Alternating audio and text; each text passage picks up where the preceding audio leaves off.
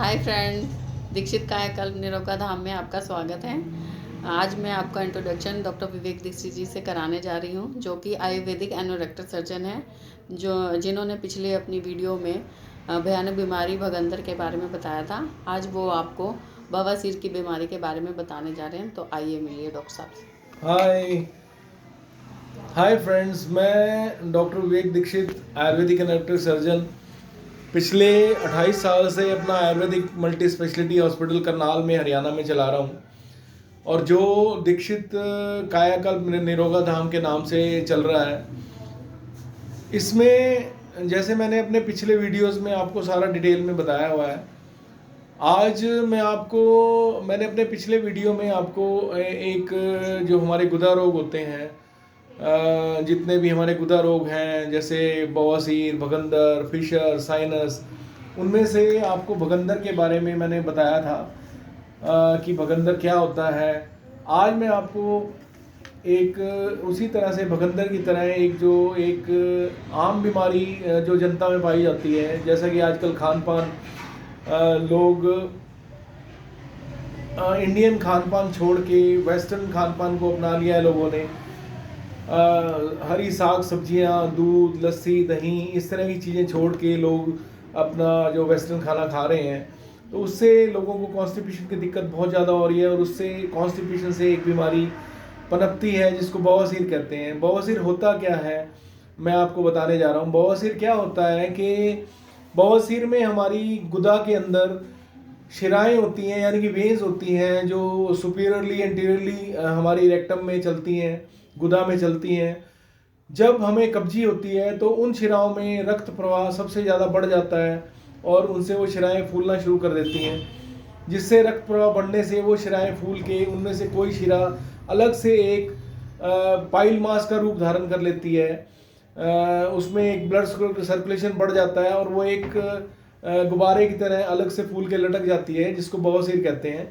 और अक्सर ये बीमारी आजकल, पहले हमारे इस बीमारी होने के कई कारण होते थे, जैसे वंशानुगत होती थी, हेरिडिटी होती थी, प्लस खान पान से कोई नॉन वेजिटेरियन ज़्यादा खाना खाना, ड्रिंकिंग करना, अल्कोहल ड्रिंक करना, स्मोकिंग करना, ज़्यादा स्पाइसी मील्स खाना, ये सब चीज़ें काउंट करती थी। तो आजकल ये बीमारी बच्चों में भी शुरू हो गई, क्योंकि बच्चे नॉन वेज वेस्टर्न फूड्स खाते हैं, हरी सब्जियों की तरफ जाते नहीं है, वेजिटेबल्स खाते नहीं है, वेजिटेरियन नहीं है, ज़्यादा नॉन वेजिटेरियन है, इसलिए बीमारी उनमें भी होने लगी है।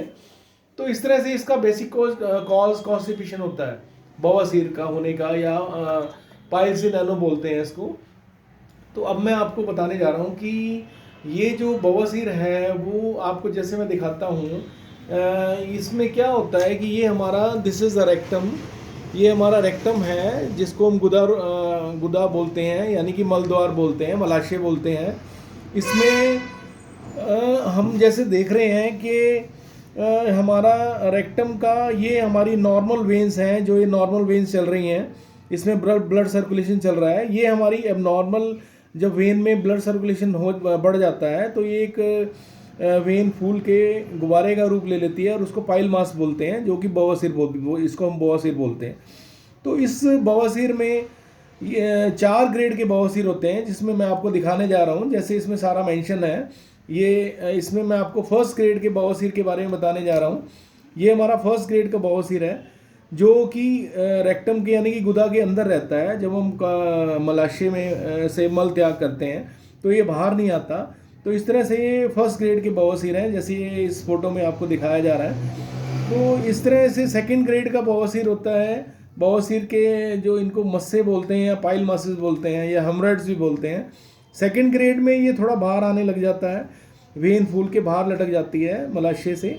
जब हम मल का त्याग करते हैं तो थोड़ा बाहर आ जाती है, जब हम मल त्याग के उठते हैं तो वो अंदर चले जाते हैं। ये सेकंड ग्रेड के पाइल मासेस हैं, जैसे हम आपको दिखा रहे हैं। तो इस तरह से ये थर्ड ग्रेड का, इसमें ये पाइल मास है।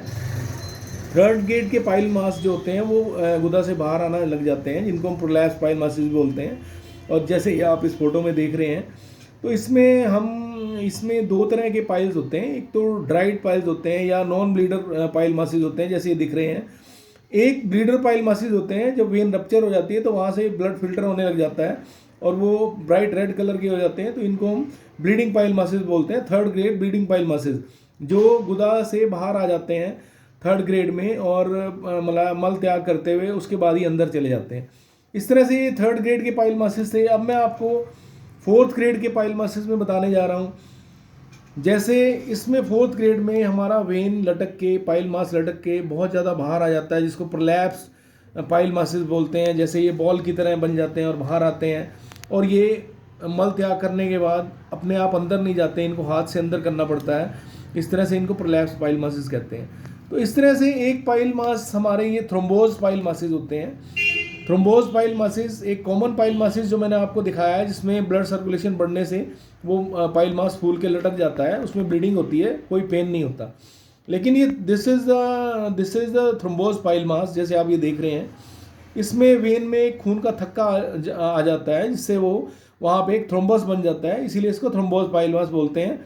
और ये फूलता जाता है और इसमें पेन, इन्फ्लामेशन बहुत ज़्यादा बढ़ जाती है, जिससे पेशेंट को बहुत ज़्यादा दर्द, स्वेलिंग होती है। तो इस तरह से ये थ्रोम्बोज पाइल मास है, ये भी रेक्टम के बाहर वाले हिस्से में होता है। हमारा जो रेक्टम का एक्सटर्नल रिंग है उसके बाहर के हिस्से में कहीं भी हो सकता है। तो पाइल मासेस हमारे एंटीरियरली, पोस्टीरियरली कहीं भी हो सकते हैं।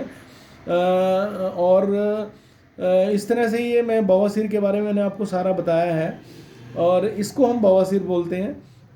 तो इस तरह से दोस्तों, ये जो बवासीर की बीमारी है, इसमें हमारा जो सेंटर पिछले 28 साल से, मैंने जो डिग्री मेरी ICMR के under, Indian council of medical research के अंडर मैंने IIT BHU से लिया है, जिसमें क्षार सूत्रा टेक्नोलॉजी का इन्वेंशन जब हुआ था, जब मैंने वहाँ से डॉक्टर देश पांडे, डॉक्टर SN पाठक जो इसके प्रिंसिपल इन्वेस्टिगेटर थे, इसके ओरिजिनेटर थे, उनके अंडर मैंने फर्स्ट डिग्री लिया था।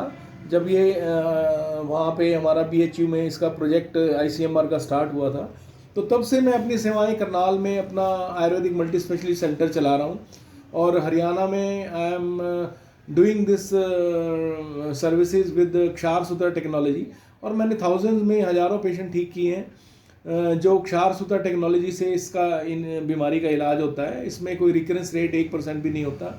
एक्चुअली इसमें मैं अपने अगले वीडियो में ये बताऊंगा कि इसमें कैसे हम इसको क्षार सूत्रा से इस बीमारी का इलाज करते हैं, कैसे हम इसको ट्रीट करते हैं, किस तरह से ये बीमारी ठीक होती है, और इस बीमारी में हम कैसे बिना ऑपरेशन के, बिना चीर फाड़ के हम इस बीमारी को ठीक करते हैं।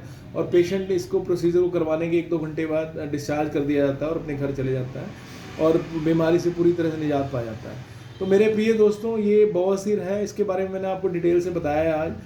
तो आशा है मेरे को आपको मेरा बताने का तरीका समझ आ गया होगा, और आप समझ गए होंगे कि what is piles in nano या बवासीर क्या है। तो मैं अगले वीडियो में आपको ये बताऊंगा कि इस बीमारी का इलाज कैसे क्षार सूत्रा टेक्नोलॉजी द्वारा करते हैं, और कैसे इसमें ये बीमारी दोबारा नहीं होती है।